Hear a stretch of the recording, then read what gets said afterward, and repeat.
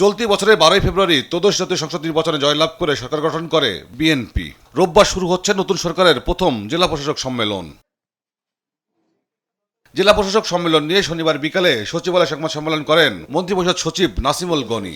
নতুন সরকারের কাছে জনগণের যেসব প্রত্যাশা রয়েছে, ডিসি সম্মেলনে আলোচনা এসব বিষয় বিশেষ গুরুত্ব পাবে। তারা গত ইশতেহারে কিছু প্রমিস করে এসেছিলেন যে এগুলো আমরা করব, সেগুলো বাস্তবায়নের ব্যাপারে আমাদের যে রাজনৈতিক নেতৃত্ব আছেন তারা অনেক বেশি প্রথম থেকে খুব একটা দৃঢ়ভাবে এগিয়ে যাচ্ছেন।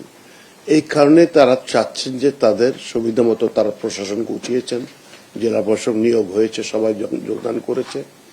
তাদের সাথে ইন্টারাকশন করা, যে কি কি কাজ করতে চাচ্ছি আমরা, কেন করতে চাচ্ছি, এর অন্তর্নিহিত উদ্দেশ্যটা কি, কিভাবে আমরা এটা অ্যাচিভ করতে চাই এবং কি স্পিডে অ্যাচিভ করতে চাই।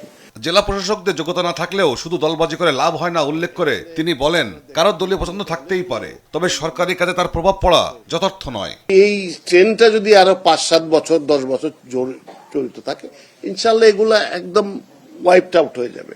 আমরা যদি দেখি যে না, আমার মেধার হচ্ছে না, আর একটা জিনিস আছে যে আমাদের যদি যে আমরা কোনো না কোনো রাজনৈতিক দলের চোঙ্গা ফুঁকতে পছন্দ করি, সেটা প্রত্যেকেরই মানসিকভাবে থাকতে পারে, কিন্তু সেইটা নিয়ে যদি আপনি সরকারি কাজে যদি এটার এফেক্ট করে, তাহলে পরে এটা ঠিক না। এবারে ডিসি সম্মেলনে মোট 34টি অধিবেশন হবে। জেলা প্রশাসকদের দেওয়া 1729টি প্রস্তাবের মধ্যে বাছাই করা 498টি নিয়ে আলোচনার কথা রয়েছে। নিয়ারিং 80% কাজই এখন ডিজিটালি হচ্ছে। তৌফিক মাহমুদ মুন্না, দেশ টিভি, ঢাকা।